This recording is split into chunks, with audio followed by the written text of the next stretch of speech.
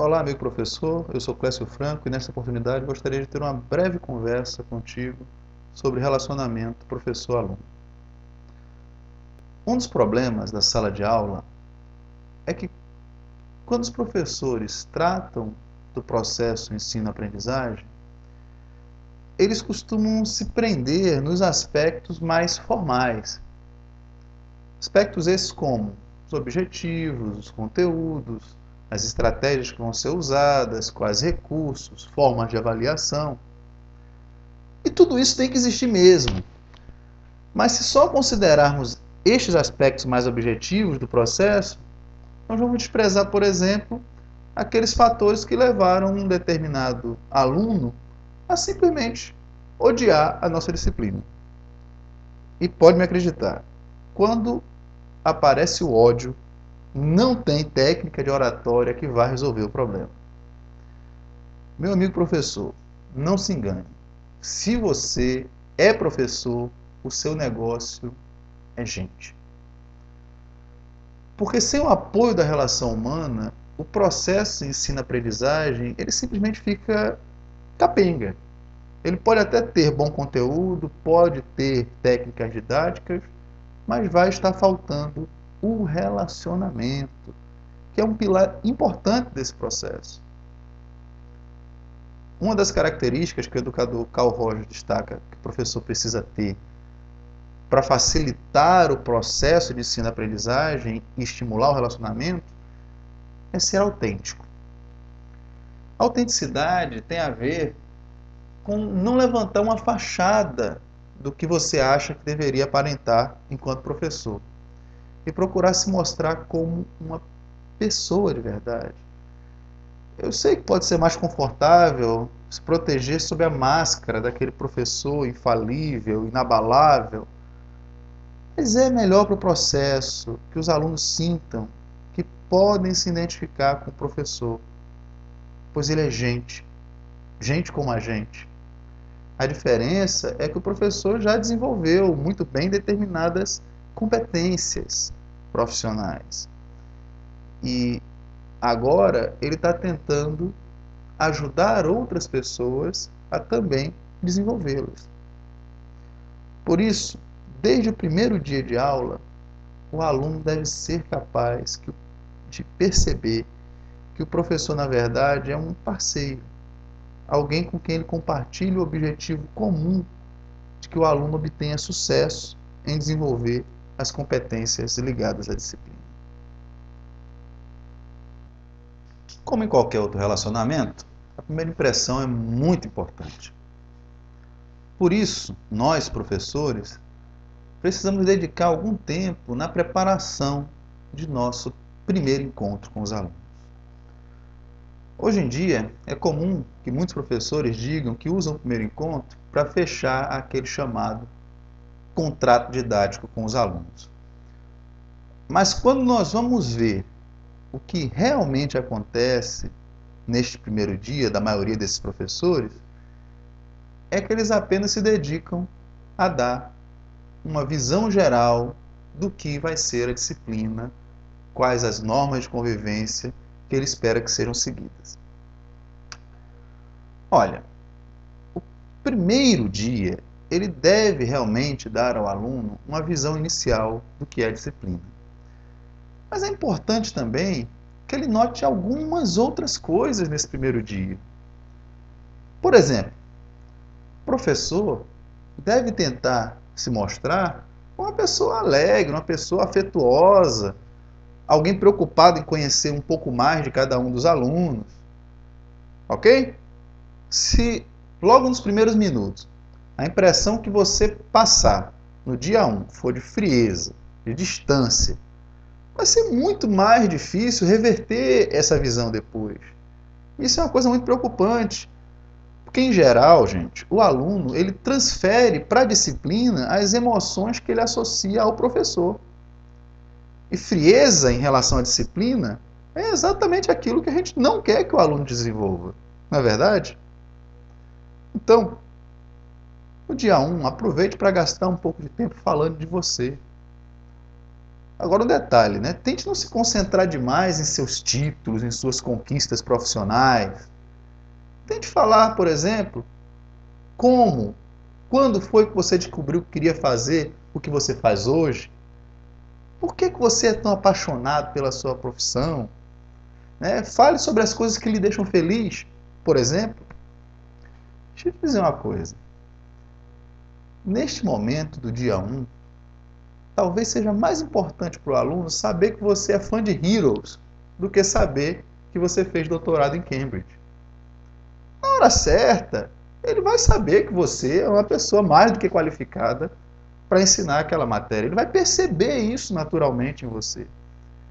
No momento inicial, é mais importante, ele precisa mais saber que você também é humano, que nem ele. Ao terminar a sua apresentação pessoal, você pode, por exemplo, abrir espaço para os alunos perguntarem mais alguma coisa. Né? Pode ser que eles tenham dúvidas sobre você. Então aproveite esse espaço inicial. Outra coisa importante no primeiro dia é que você dedique algum tempo para saber alguma coisa sobre os alunos. Meu amigo professor, saiba de uma coisa. O simples fato de saber o nome pelo qual cada um de seus alunos gosta de ser chamado deve ser a primeira meta a ser atingida em sua sala de aula.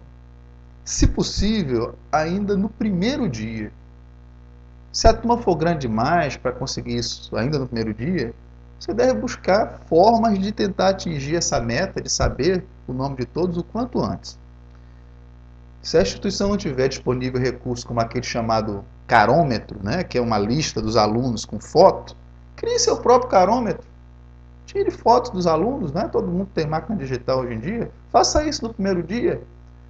Por exemplo, você pode pedir que no primeiro dia os alunos usem pequenas etiquetas com o nome escrito. Isso já vai facilitar no momento em que você for tirar as fotos. Outro aspecto importante é que desde o primeiro dia nós temos que mostrar que o aluno é uma parte importante do processo. Note que às vezes, no primeiro dia, até a gente pergunta de alguns alunos, o que você espera atingir da disciplina? Mas a gente esquece de fazer, às vezes, uma pergunta simples, mas que pode ser totalmente decisiva. E como é que você acha que vai ser possível atingir esses objetivos? Quando a gente coloca o aluno para responder esse tipo de pergunta, ele vai estar participando de fato dessa negociação do tão falado contrato didático. Porque ele mesmo precisa chegar à conclusão de que se ele quer atingir os objetivos X e Y, que ele mesmo disse que tinha, serão necessárias estas e essas ações por parte do professor e estas e essas ações por parte dele. Isso é que é contrato didático, gente. Se no primeiro dia o professor apenas explica como é que vai ser a sua metodologia, estabelece as regras de convivência, na verdade não houve bem um contrato. Parece mais que houve uma outorga de uma lei didática por parte do professor, imperador. Não? O aluno, nesse caso, ele só tem o direito de concordar com a regra que já está pronta. Ele não teve participação no processo de criação da regra para entender por que ele precisa, por exemplo, fazer as práticas que são propostas para casa. Ao longo das aulas, outro aspecto importante da construção do relacionamento é o feedback. É importante pedir que os alunos lhe deem feedback durante as aulas. E como muitos alunos eles são tímidos, você pode periodicamente, por exemplo, distribuir folhas, pedir que eles coloquem perguntas por escrito, observações que gostariam de fazer sobre a matéria, sobre a forma como você está conduzindo as atividades, né, ou como a turma está desenvolvendo as atividades, perguntas sobre o professor. Da mesma forma que a gente deve pedir feedback, a gente também deve dar feedback periódico aos alunos. E esse feedback, gente, para funcionar, tem que ser sincero, tem que ser oportuno, tem que ser específico e deve ser descritivo. Fazer perguntas, estimular que os alunos façam perguntas, isso tudo é muito importante para eliminar as barreiras relacionais e ajudar no processo. Mesmo que às vezes sejam perguntas não diretamente ligadas à matéria, né? Logicamente, a gente deve lembrar que nós somos professores, não somos apresentadores de talk show, ok? Então, tem algumas perguntas que, gentilmente, precisam ser descartadas. Mas, por outro lado, não tem mal nenhum em gastar alguns minutos para, por exemplo, ajudar os alunos a entender qual o impacto verdadeiro que, de repente, um novo avanço tecnológico foi noticiado na imprensa pode ter nas suas carreiras, né? Alguma notícia política, econômica. Bom, outro aspecto importante é se mostrar disponível. Disponível e atento não só na sala, mas também fora dela. Isso é uma coisa que vai estimular um relacionamento, gente. Lógico, a gente sabe que a maioria dos professores é horista, né? Ou seja, dispõe de um tempo muito limitado para dedicar à instituição. Você pode tentar compensar isso tentando estar virtualmente disponível, por exemplo, né? Através de e-mails, participando em comunidades virtuais, construindo, né, o ambiente virtual de apoio ao ensino presencial da sua disciplina de uma maneira prática, eficiente, né, onde você se mantenha presente também online. Então, outra coisa, por mais simples que possa parecer, outro aspecto que deve ser considerado são aquelas conversas informais, nos corredores, na lanchonete, né, na rodinha de alunos.